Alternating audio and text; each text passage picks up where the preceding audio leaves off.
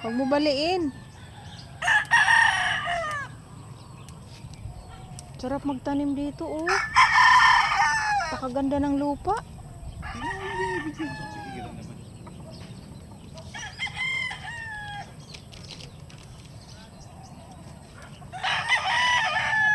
Dapatan papaya naman ang ihalo natin. Bili tayo papaya. Ang tataba ng mga... Ayun, hingi tayo papaya. Ay, bili tayo. Bili ka. Binibenta ba yun? Ito guys, oh. Ate, pwede pagbilan ako dalawang papaya? Magkakatay lang akong manok. At dalawang piraso. Ganda dito, oh. Wow. Fresh from the farm. Nice one, oh. Grabe mamunga yung papaya ni ate. Ang Tama baba. na yan, dalawa. Tama na ate.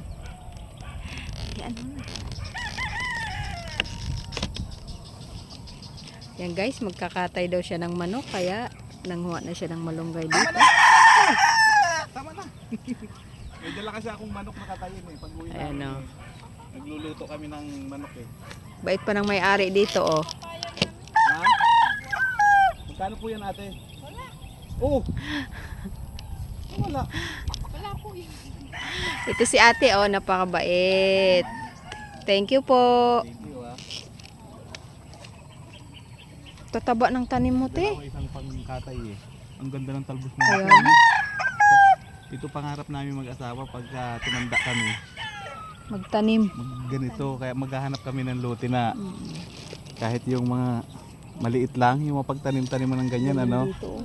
Papunta sa inyo dyan, te, oh. Papunta doon sa inyo. Kasi kapitan lahat ng gaano niya. May kapitan to eh. Ah, ito kay kapitan. Oo. Galing. Ano? Pag may farm talaga, maganda. Look. Presko pa. Oo nga ito eh. Ang dami namin nagagawa dito. Matapos-tapos. Saan doon? Madadamuhan namin yun doon. Meron na naman. Tutubo ito, tumubo na naman, oh. Pero ang dami ano? Ang dami na ako eh. Ano yan? Dinadala sa barangay. Pang konsumo. Ano yan? Talong. Ganda talaga Pero dito. bigay lang naman din yan. Hindi naman yan binibenta. Oo, dahil gastos ng barangay. Kaya nga, kahit kami, hindi kami nag-ano yan. Malaman pa sa amin yan. Pero pag humingi, bigay lang kami ng bigay.